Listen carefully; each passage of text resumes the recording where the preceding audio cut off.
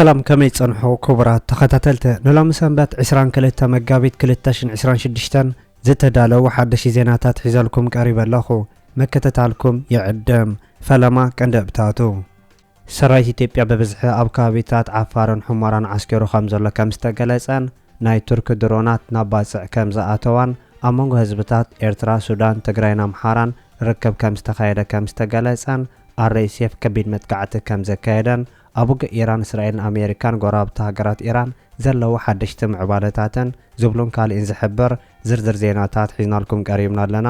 ንቻነልና ሳብስክራይብ ብምግባር ክሳብ መወዳእታ ክትከታተሉና بخبرة نعدمكم.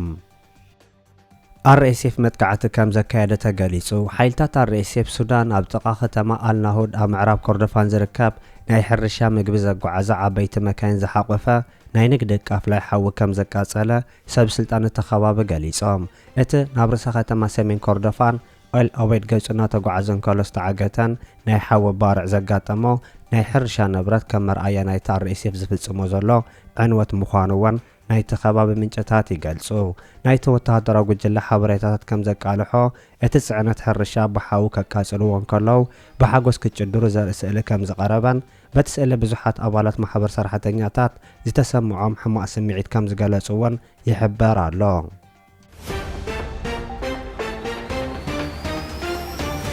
ኣመንጎ ህዝብታት ኤርትራን ትግራይን ኣምሓራን ርክብ ከም ዝተኻየደ ተገሊጹ ርክብ ህዝቢ ንህዝቢ ኣብ ከሰላ ኣመንጎ ኤርትራ፣ ሱዳን፣ ትግራይን ኣምሓራን ከም ዝተኻየደ ተገሊጹ ድሕሪ ሕጂ ኣብ ዶብ ኤርትራ፣ ትግራይን ኣምሓራን ዝኾነ ይኹን ተኽሲ ክስማዕ ከም ዘይኮነ ዝሕብሩ ናይ ተኸባቢ ምንጭታት ሰላም ኣመንጎ ህዝብታት ክነግስ ምዃኑ ወሲኾም ይሕብሩ። እቲ ርክብ ንነባር ራህዋ ምዃኑ እውን ዝገልጹ እቶም ወገናት እቲ ርክባት ንትእምርቲ ምዕባልን ጸጋን ክኸውን ከም ዝግባእ እውን ወሲኾም ይገልጹ።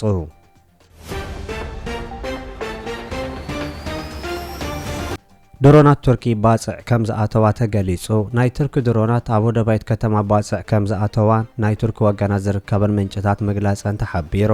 ስራሓት ቱርኪ ዝኾነ ድሮናት ኣብ ወደባይት ከተማ ባጽዕ ምርጋፈን ክሕበርን ከሎ እቶን ድሮናት ካብ ታኪርዳክ ቱርኪ ተበጊሰን ናብ ባጽዕ ከም ዝኣተዋ ተገሊጹ።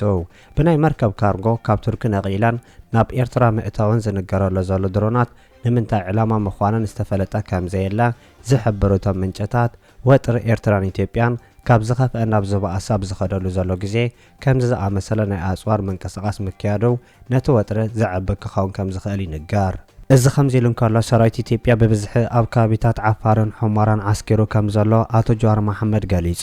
ፍሉጥ ኢትዮጵያዊ ፖለቲከኛ ጀዋር መሓመድ ትማል ኣብ ዘርግሖ ጽሑፍ ሰራዊት ኢትዮጵያ ኣንጻር ኤርትራን ትግራይን ዝግበር ግጥም ምድላዋት ይጻፍፍ ከም ዘሎን ኣብ ከባቢታት ዶብ ኤርትራ፣ ሕማራን ዓፋርን ብብዝሒ ዓስኪሩ ከም ዘሎ ነሲዒቡ ድማ ኣብ ውሽጢ ኢትዮጵያ ዘለዉ ዕጡቓት ነዚ ነዃል ተጠቒሞም መጥቃዕታቶም የሕይሉ ከም ዘለዉ ገሊጹ።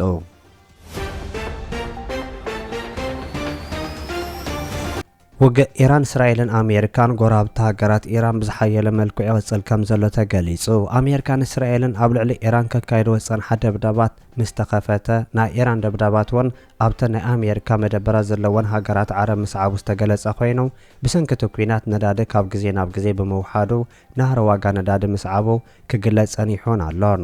ብሰንኪ ኣብ ውሽመት ዓረብ ዝቕጽል ዘሎ ኩናት ኣሜሪካን እስራኤልን ኣብ ልዕሊ ኢራን ዋጋ ጸዓት ብዝለዓለ መጠን ይውስኽ ከም ዘሎ ዝሕበር ክኸውን እንከሎ ሃገራት ዜጋታተን ኣብ ኣተሓዛ ነዳዲ ዝጸንሖም ኣገባብ ከማሓይሹ ይምዕዳ ከም ዘለዋ እውን ተገሊጹ። መራሕቲ መካይን ግቡእ ኣጠቓቕማ ክላመዱ ዝመኸሩቶም ናይ ሃገራት መራሕቲ ኣብ ዝተፈላለዩ ጽላታት ዝርከቡ ዋናታት ተሽከርከርቲ ብዘይ ዝኾነ ምኽንያት መኪና ከይጥቀሙን ወሳኒ ጉዳይ ኣብ ዘይህልዎም ግዜ ኣብ ገዛ ኮይኖም ክሰርሑ እውን ይጽውዑ ኣለዉ።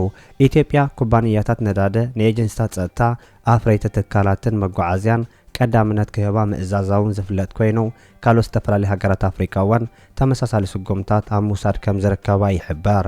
ናይ ኣፍሪካ ሃገራት ኣብ ቀረባ ግዜ ብሰንኪ ሕፅረት ነዳዲ ክሳቐያ ከም ዝኽእላ ክሕብራ ምጽናሐን እውን ክዝግለጽ ኮይኑ ናይ ኢራን ኩናት ክሳብ ዘይተፈጸመ ኣፍሪካ በቲ ኩናት ካብ ጽለዋ ኣብ ቅድሚት ክስራዕ ምዃና እውን ይግለጽ ኣሎ። ሃገራት ኣፍሪካ ፍሉይ ናይ ነዳዲ ጸገማት የጋጥመን ከም ዘሎ እቲ ስክፍታ ኣብ መላእቲ ሃገር ዝንጸባርቕ ዘሎ ምዃኑ ዝገልጹ ወገናት ከም ዛምቢያን ደቡብ ኣፍሪቃን ዝኣመሰላ ነዳዲ ኣታዊ ኣብ ምግባር ዝምርኮዛ ሃገራት ድሮ ኣማራጭታት ክደልያ ጀሚረን ከም ዘለዋውን ይገልጹ ኣለው። ብናይጀርያው ቢልዮነር ኤሊኮ ዳንጎቴ ዝውነን ፋብሪካ መጻረይ ነዳዲ ቀረብ ንምውሓስ ካብ ዘድልያ ሃገራት ጠለባት ክቕበል ከም ዝጀመረውን ክግለጽ እንከሎ ንናይ ኣፍሪቃ ሃገር ጠለብ ከም ማልእ ተበጊሱ ከም ዘለውን ይሕበር ኣሎ። ኣብ ዓለማዊ ዕዳጋታት ነዳዲ ይውስኽ ከም ዘሎ ዝሕብሩ እቶም ምንጭታት ናይ ነዳዲ ዘይርግኡነት ድሮ ኣብ ናይጀርያን ሶማልያን ዋጋ ነዳዲ ብልዕሊ 30 ሚእታው ክብል ገይሩ ከም ዘሎ እቲ ግጭት እንተዳቐፂሉ ተወሳኺ ወሰኽ ዋጋታት ከም ዝህሉ ተንተንቲ የጥንቅቑ። እዚ ከምዚ ኢሉ እንከሎ ኣብ ልዕሊ ናይ ኢራን ናይ ኒኩለር መደበራት መጥቃዕቲ ከም ዝበፅሐን በቲ መጥቃዕቲ እቲ ናይ ኒኩለር መደበራት ከም ዝተሃሰየ ተገሊጹ።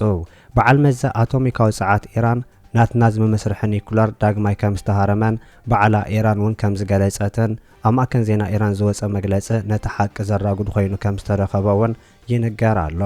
መንግስቲ ኢራን ኣብ ልዕሊ ናይ ኢራን መደበራት ኒኩለር መጥቃዕቲ ምውራዱን እቲ ማእከል ዝበፅሖ መጥቃዕቲ ኣብቲ ከባቢ ዝተገበረ ምርመራ ዝኾነ ዝነዝዐ ሓደገኛ ፀርጊ ከም ዘይተረኸበ ብምግላጽ ኣብቲ ማእከል ዝኾነ ዓይነት ንብረት ይኹን ንኸባቢ ሓደገኛ ዝኾነ ፀርጊ ከም ዘየለ ኣረጋጊጹ ኣሎ። እቲ ኢራናዊ ትካል ኣብ ልዕሊ መደበር ኒኩለር ኢራን ዝተኻየደ መጥቃዕቲ ካብ ሕግን ስምምዕን ወፃእ ምዃኑ ብምሕባር ንውዕል ውሑስ ኣተሓዛር ኒኩለር ዝጻረር ምዃኑ እውን እቲ በዓል መዚ ይገልጽ።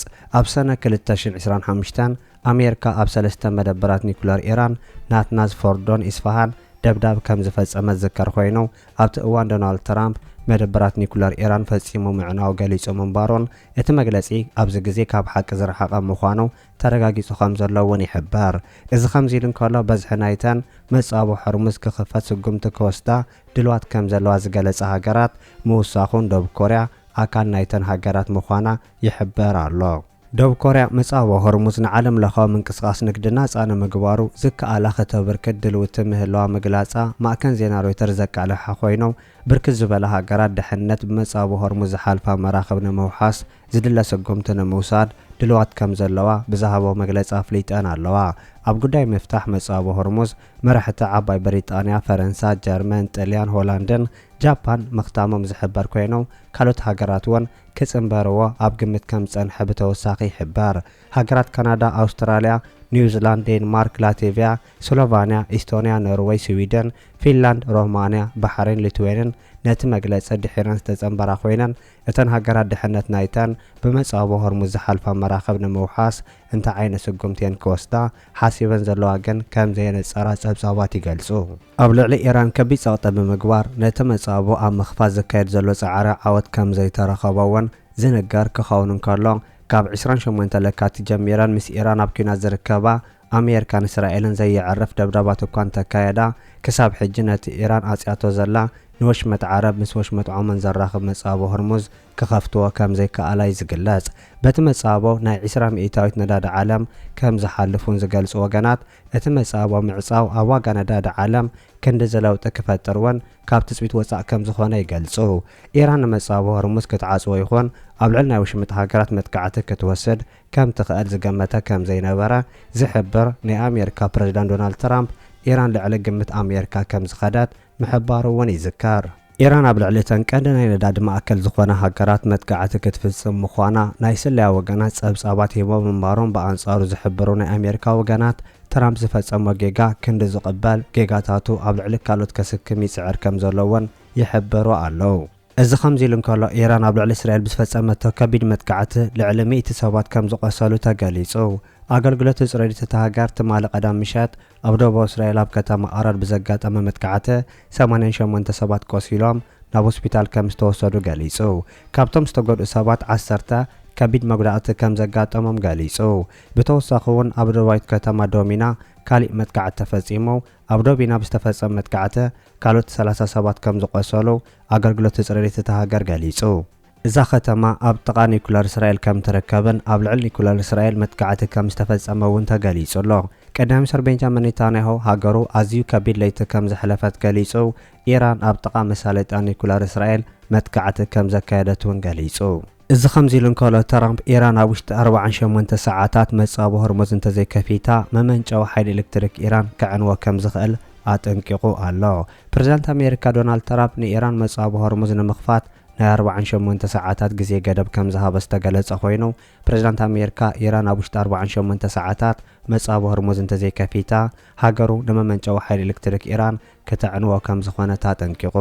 እዚ 20 ሚእታዊት ነዳዲ ዓለም ዝመሓላለፈሉ መስመር ባሕሪ ኣሜሪካን እስራኤልን ኣንጻር ኢራን ዘካየደዎ ወፍሪ ስዒቡ ከም ዝተዓጸወ ይዝከር። እዚ ከምዚ ኢሉ እንከሎ ኢራን ኣስታት 4000 ኪሎ ሜትር ዝጓዓዝ ኢንተርኮንቲኔንታል ባሊስቲክ ሚሳኤል ከም ዝተኮሰት ተገሊጹ።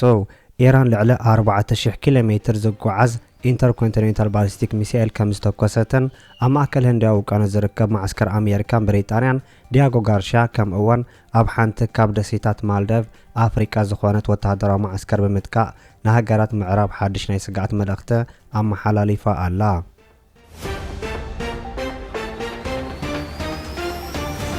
ክቡራት ተኸታተልቲ ንሎም ዝተዳለወ ዜና ነዚ ይመስል። ኣብ ዝቕፅሉ ዝፍነው ዜናታት ብቐዳምነት ክበጽሐኩም ሳብስክራይብ ዘይገበርኩም ሳብስክራይብ ንኽትገብሩ ብኸብሪ ንዕድመኩም።